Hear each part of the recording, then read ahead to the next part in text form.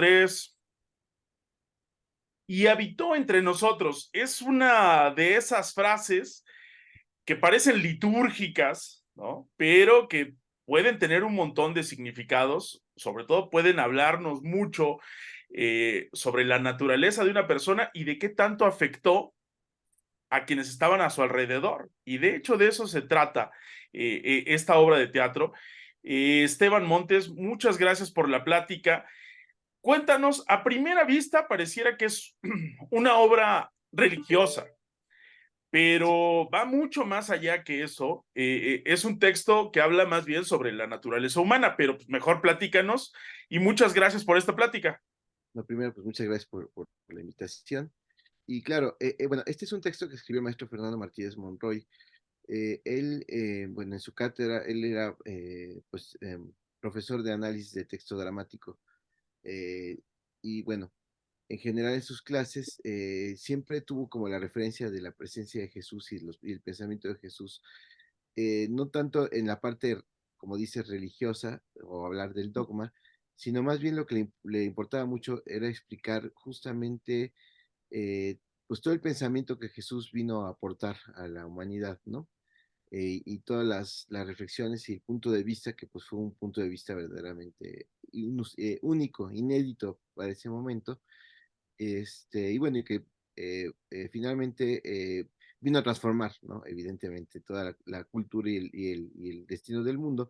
Y en ese sentido, este texto lo que él busca básicamente es retomar un poco todos estos planteamientos, pero para observar cómo funciona el carácter humano y dónde están las partes problemáticas. Entonces, efectivamente, lo que hace con esta obra es que busca a una serie de personajes que, como dices, se vieron afectados por la presencia de Jesús. Toma o bueno, los personajes que están en la Biblia, evidentemente, que son Poncio Pilatos, José de Arimatea, María Magdalena y Pedro, ¿no? Antes Simón. Oye, que los textos, perdón que te interrumpa, los textos bíblicos tienen una fuerza dramática, pero enorme. O sea, finalmente están construidos de una forma en que no te dejen impávido, en que no te dejen, pues vamos, te generan un efecto fuerte, ¿no? Tienen este impacto. Sí, y bueno, y justo lo interesante, bueno, por supuesto leía muchísimo y tal, toma mucho del Evangelio de San Juan, principalmente, de hecho, la frase, y ahorita entre nosotros pues viene de ahí, ¿no? Es Mm, cuando así empieza el Evangelio, ¿no? Entonces, lo que va a hacer es justamente retomar toma, vamos, en pocas palabras, toma esta experiencia que la Biblia está planteando. Y bueno, hay una cosa muy interesante porque efectivamente entre el Antiguo Testamento y el Nuevo, pues hay una novedad, ¿no? Que es finalmente que aparece Jesús y su mensaje. Entonces, lo que le interesa mucho es plantear cuál es la parte, digamos, vital, ética de lo que Jesús vino a decir y, y cómo el enfrentamiento con ellos, de estos personajes con él, les cambió la vida, ¿no? Y por qué les cambió la vida y de qué manera. Entonces, en ese sentido, empezamos a ver la parte problemática de cada personaje. Entonces, cada personaje va a aportar un punto de vista específico sobre algún tema en particular que tiene que ver con quién es el personaje, evidentemente.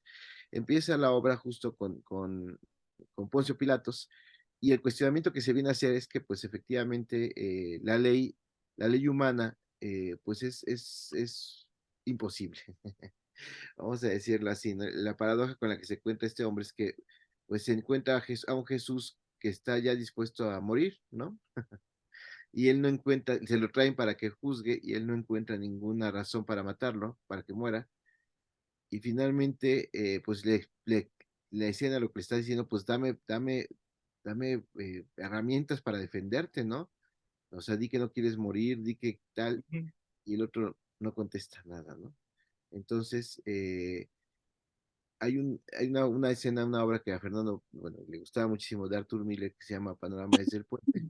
mm, En esa obra hay un abogado, mm. efectivamente, que se va enterando de todo lo que va a pasar en la obra, que es alguien que va a terminar delatando a otro, y no puede hacer nada. Hay un momento que va y le dice, dice, fui con la mujer más anciana de la comunidad, le dije, le dije, pues es que pasa esto, pero yo legalmente no puedo hacer nada porque yo Ujú. sé que va a terminar matándolo o haciendo algo terrible, pero no puedo hacer nada. Legalmente no puedo. Y la mujer le dice, me contestó, solo queda esperar y esperé. Entonces un poco es la misma situación con este hombre. No soporta, pues vive con la culpa de que hayan matado a Jesús, porque no pudo hacer nada, y tampoco podía hacer nada en realidad. Entonces, es como si la ley se le cayera por completo. Él Y vivía en ese orden. Ajá. Sí, sí. no, te iba a decir, porque, bueno, estás narrando esto y comentarle a la gente que está estructurada como una serie de monólogos. Ah, sí, son una serie de monólogos que están planteándonos estas situaciones. Entonces, este primero, pues plantea eso, ¿no? Plantea la imposibilidad de la ley y de la imposibilidad, que finalmente nos confronta, más allá de si somos abogados o no, pues con la fantasía que tenemos de control, ¿no? Los seres humanos. Mm. Creemos que podemos controlar muchas cosas. Creemos que podemos poner orden en las cosas y en realidad, pues la realidad es mucho más vasta de lo que vamos a poder hacer nunca, ¿no? Bien decían que si quieres hacer reír a Dios, cuéntale tus planes, ¿no? Exactamente. Entonces, en ese primero, pues pasa eso. Ajá. Oye, y Y al es final está la gran aparición del susodicho, el que habitó entre nosotros, ¿no?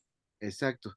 Sí, porque va avanzando. Entonces, en el siguiente monólogo, el tema ahora es la relación con lo económico, que es José Arimatea. En José Arimatea funde a dos personajes bíblicos, a José Arimatea y al joven rico, al que le dice Jesús, déjalo todo y sígueme. Entonces, ahí vemos pues esta cuestión entre el deber ser, la moral de la época, o la moral en general, el asunto de seguir o no obedecer a los padres y de descubrir pues que lo que él tenía que haber descubierto de sí mismo. Y él se pelea con eso y finalmente pues, pues termina de alguna forma no siguiendo a Jesús, pero tampoco se dedica a adorarlo después porque viene esta cuestión de que él tiene el famoso manto sagrado, ¿Mm? se queda con él, ¿no? Pero se queda como para lucirlo, para sentir que tiene algo que le perteneció a Jesús, ¿no? Y finalmente avanzamos hacia María Magdalena y con María Magdalena pues el asunto es justo el lugar que tiene una mujer, ¿no? Las mujeres y el juego social que tienen, que finalmente pues toda mujer dentro de la sociedad o está planteada en una falsa dicotomía, ¿no? O tiene que ser una santa o tiene que ser una prostituta, ¿no? Es Mm. como estos dos extremos. Y ella es prostituta, efectivamente, entonces finalmente cuando la salva, lo que plantea Fernando en esta cuestión es que le hizo serse consciente de que no tiene que ser nada de eso, ¿no? Es decir, que finalmente es un ser humano y que lo que tiene es pues la responsabilidad de su vida, ¿no? En ella. Y finalmente avanzamos hacia Pedro, que es muy bonito porque Pedro pues es un hombre vehemente y hay un punto que está contando eh, que, bueno, que finalmente lo negó 3 veces, que tal, Mm. pero dice, pero no me siento culpable, no me siento mal porque finalmente me doy cuenta, nunca dudé de ti, le dice, ¿no?